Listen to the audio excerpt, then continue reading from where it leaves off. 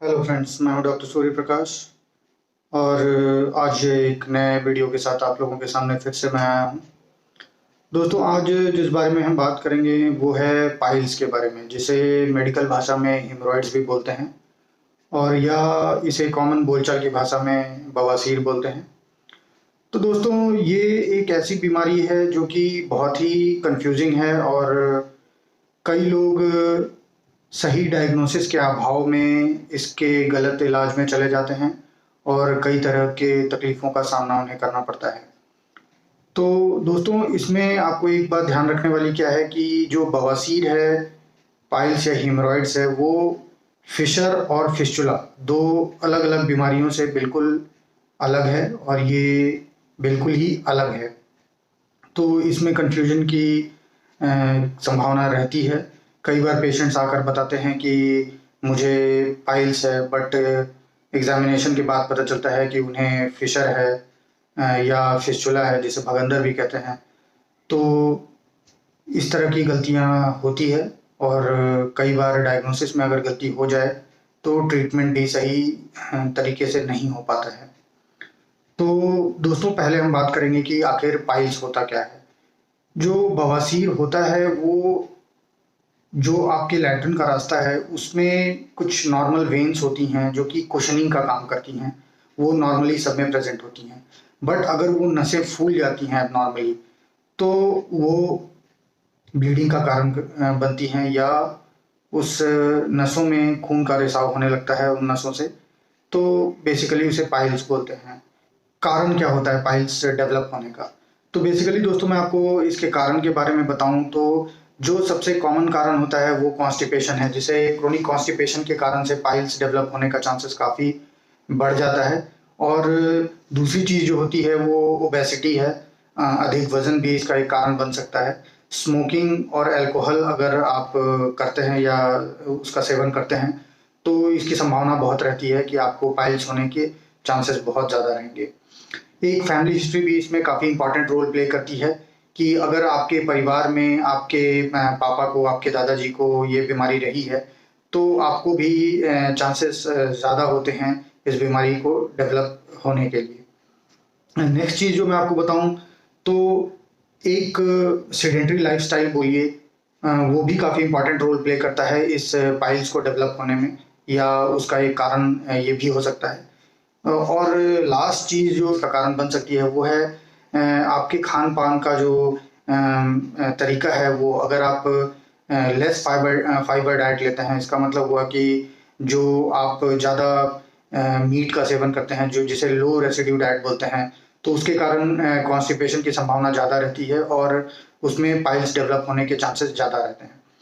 तो दोस्तों, मैं पाइल्स के बारे में और बताऊं तो आपको मैं इसके टाइप्स के बारे में बताना चाहूँगा, जिससे आपको समझने में आसानी होगी कि इसके ट्रीटमेंट को कैसे किया जाता है।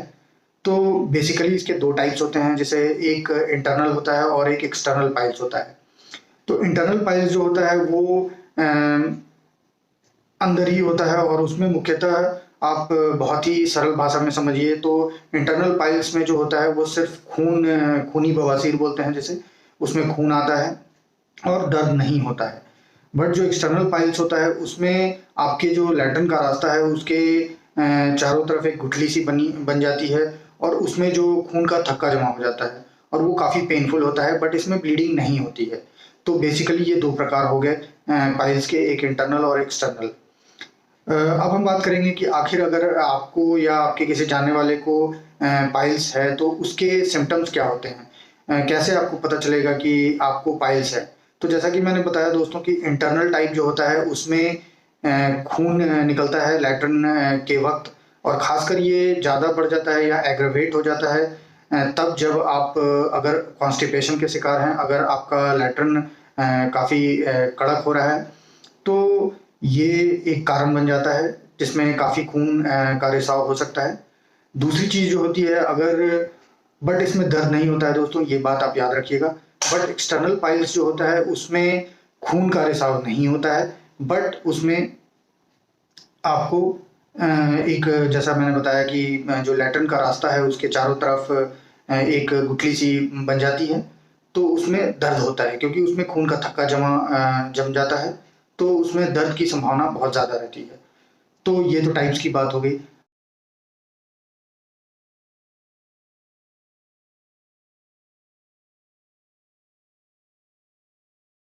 अभी मैं आपको बताऊँ कि एक चीज़ मैं और दोस्तों जोड़ना चाहूँगा कि प्रेगनेंसी के समय जब आपके पेट पर ज़्यादा प्रेशर होता है, या जो प्रेग्नेंट महिलाएँ होती हैं उनके पेट पर जब ज़्यादा प्रेशर होता है, तो जो आपके एनस की या रेक्टल वेन्स हैं वो भी काफ़ी दबाव के कारण फूल जाती हैं, तो प्रेगनेंसी में भी पाइल्स होने की संभावना काफ़ी बढ़ जाती है।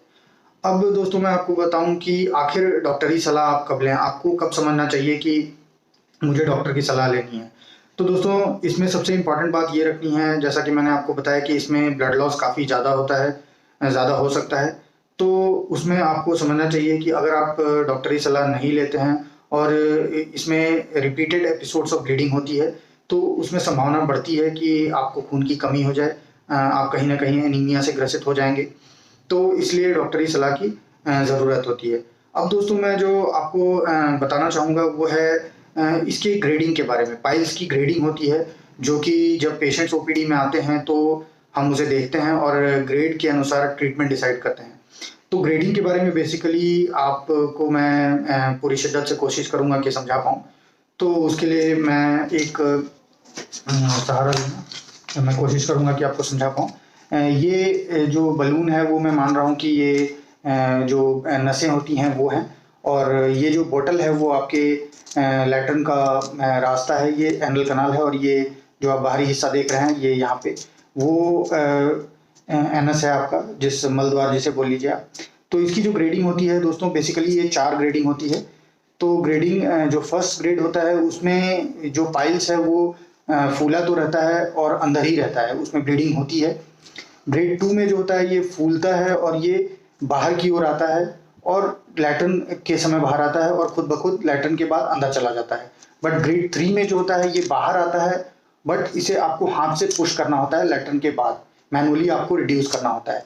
और ग्रेड 4 में जो होता है दोस्तों, वो ये वेन्स जब एक बार बाहर आ जाते हैं तो ये रिड्यूस नहीं होता है, ये इररिड्यूसिबल होता है, ये रिड्यूस नहीं किया जा सकता है। तो ये 4 ग्रेडिंग होती है। ग्रेडिंग पर बेसिकली मैनेजमेंट डिपेंड करता है कि इसका इलाज उस पर डिपेंड करता है। तो दोस्तों मैं बताऊं कि ग्रेड 1 और ग्रेड 2 जो पाइल्स होता है, वो आप थोड़ा सा लाइफस्टाइल मॉडिफिकेशन अगर करते हैं और अपने खान पान में सुधार करते हैं तो पूरी संभावना होती है कि ये खुद ब खुद भी हील हो जाएगा या ठीक हो जाएगा। बट कई सारे ग्रेड 2 के केसेस जो होते हैं वो अगर खुद ब खुद हील नहीं होते हैं, तो उनमें मेडिकल सलाह या इंटरवेंशन की ज़रूरत होती है, जिसमें हम बेसिकली बैंड लाइगेशन बोलते हैं उसे। एक जो ये अगर बलून का हिस्सा मानिए, तो ये जो इसकी गर्दन है यहाँ पर इसे बांध दिया जाता है एक रबर के उससे, तो ये अपने आप ये गिर जाता है, ये जो आपका बढ़ा हुआ ये वेन्स है। तो ग्रेड 2 ये बैंड लाइगेशन उसे बोलते हैं। और ग्रेड 3 और ग्रेड 4 के लिए ऑपरेशन की आवश्यकता होती है, जिसे 2 टाइप का ऑपरेशन होता है। एक तो ओपन, जिसे एक्सिजनल हेमोरेक्टमी बोलते हैं, उसमें जो ये आपका फूला हुआ नस का हिस्सा है इसे पूरी तरह से काट के जड़ से हटा दिया जाता है, पूरी तरह से जड़ से हटा दिया जाता है। और ग्रेड 4 में भी वही किया जाता है, बट स्टेपल्ड हेमोरेक्टमी क्या होती है, वो मिनिमली इन्वेसिव प्रोसीजर है। उसमें एक स्पेशल टाइप का इक्विपमेंट होता है जिसे लगाकर, और ये जो आपका बढ़ा हुआ नस का हिस्सा है उसे काट दिया जाता है। तो बेसिकली ये 4 टाइप के जो ये होते हैं उसका मैनेजमेंट ये है। अब मैं दोस्तों बताऊं कि आप आखिर अगर आप बवासीर में ग्रेड 1 या ग्रेड 2 से ग्रसित हैं, तो उसका आप इलाज या आप अपने लाइफस्टाइल मॉडिफिकेशन क्या करेंगे, या आप अपने जीवन में क्या बदलाव लाएंगे ताकि ये ग्रेड 1 और ग्रेड 2 आपका जो अगर पाइल्स है आपको तो हील हो सके। तो बेसिकली मैं आपको बताऊं दोस्तों कि इसमें हाई फाइबर डाइट लेना होता है। हाई फाइबर डाइट का मतलब होता है कि जो सलाद है या जिसमें फाइबर कंटेंट ज़्यादा होता है, जैसे सलाद में आप खीरा, ककड़ी, गाजर, मूली, टमाटर, जो कच्चा है वो ज़्यादा से ज़्यादा आप लें, तो उससे स्टूल की जो कंसिस्टेंसी होती है वो सॉफ्ट हो जाती है। पानी आप भरपूर पिएं। कई लोग पानी नहीं पीते हैं, डिहाइड्रेशन की वजह से वो कॉन्स्टिपेशन के शिकार होते हैं, तो उन्हें लैट्रिन में जोर लगाना पड़ता है और ये पाइल्स की संभावना उनमें काफ़ी बढ़ जाती है। तो दोस्तों हाई फाइबर डाइट लेने से और पानी ज़्यादा पीने से काफ़ी हद तक आपका कॉन्स्टिपेशन कंट्रोल में आता है। अगर इससे काम नहीं बनता है तो कुछ दवाइयाँ होती हैं, जैसे सिरप डोफालैक होता है या सिरप क्रेमाफिन है, जो कि आप 2 ढक्कन रात में सोने से पहले लेते हैं, ताकि आपके जो लैट्रिन की कंसिस्टेंसी है, स्टूल की कंसिस्टेंसी है, वो थोड़ी सॉफ्ट हो जाए और आपको कम से कम जोर लगाना पड़े या ना के बराबर जोर लगाना पड़े लैट्रिन करते समय। तो बेसिकली ये लाइफस्टाइल मॉडिफिकेशन बहुत ही ज़रूरी होती है आपको हेमरॉइड्स को ट्रीट करने के लिए। अब दोस्तों मैं बात करूंगा कि जब पेशेंट्स डॉक्टर के पास आते हैं तो आखिर हम क्या करते हैं ओपीडी में। मैं बताऊं दोस्तों कि सबसे पहले हम हेमरॉइड्स के ग्रेडिंग के बारे में जानने की कोशिश करते हैं कि वो जैसा कि मैंने आपको बताया कि 4 ग्रेड्स हैं, तो वो कौन सा ग्रेड है हेमरॉइड का, उसकी जानकारी के लिए हम बेसिकली DRE बोलते हैं उसे, डिजिटल रेक्टल एग्जामिनेशन। इसका मतलब होता है कि जो पखाने का रास्ता है पेशेंट का, उसमें उंगली डालकर हम जांच करते हैं कि वो कौन सी ग्रेड की हेमरॉइड्स है या पाइल्स है। दूसरी चीज़ जो हम करते हैं, एक प्रोक्टोस्कोप होता है, उसे डालकर भी जांच किया जाता है, उससे भी हमें ग्रेडिंग के बारे में जानकारी मिलती है। तो एक बार जब ग्रेड की जानकारी हमें मिल जाती है, तो जैसा कि मैंने आपको बताया कि अगर पाइल्स ग्रेड 1 या 2 का होता है तो उसमें लाइफस्टाइल मॉडिफिकेशन करने से काफ़ी राहत मिलती है या इवन ठीक भी हो जाता है। अगर आप स्मोकिंग या अल्कोहल के आदी हैं तो उसको बंद करें। दूसरी चीज़ है कि वेट रिडक्शन भी इसमें काफ़ी हेल्प करता है, उसके लिए आप एक्सरसाइज वगैरह कर सकते हैं। तो बेसिक ये कुछ चीज़ें हैं जो कि लाइफस्टाइल मॉडिफिकेशन में आती हैं। अब बात होती है कि अगर वो ग्रेड 3 या ग्रेड 4 का हेमरॉइड्स है तो उसमें तो ऑपरेशन की ज़रूरत पड़ती है, और ऑपरेशन के बारे में मैंने आप लोगों को पहले अभी जस्ट बताया है। तो बात अब आती है कि एक चीज़ मैं हमेशा अपने पेशेंट्स को भी बताता हूँ या आप लोगों से भी मैं रिक्वेस्ट करना चाहूँगा कि दोस्तों कई बार होता क्या है कि कई हमारे पेशेंट्स जो हैं वो सो कॉल्ड डॉक्टर्स के पास, जिनको मैं झोला छाप डॉक्टर्स बोलता हूँ, उनकी राय ले लेते हैं और वो गलत होती है, और इवन कई लोग तो ऑपरेशन भी करा लेते हैं।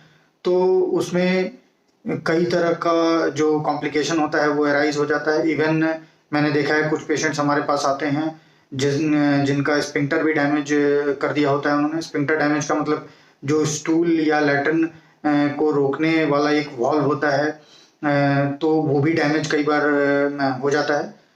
तो उससे होता क्या है कि पेशेंट के जो लैट्रिन रोकने की क्षमता होती है वो चली जाती है।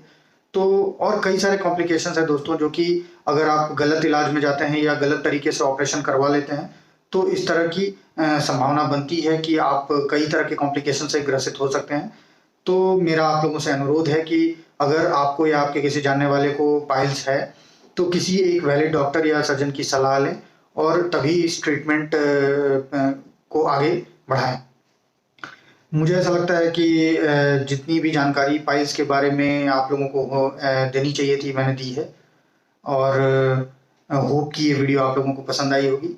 और दोस्तों मेरा आखिरी में आप लोगों से रिक्वेस्ट है कि अगर ये वीडियो आप लोगों को अच्छी लगी हो तो कृपया अपने दोस्तों और फैमिली मेम्बर्स के साथ इसे शेयर करें और मेरे चैनल को प्लीज़ सब्सक्राइब करें। मैं ऐसे ही अच्छे वीडियोज़ के साथ आप लोगों के सामने आता रहूँगा। तब तक के लिए धन्यवाद।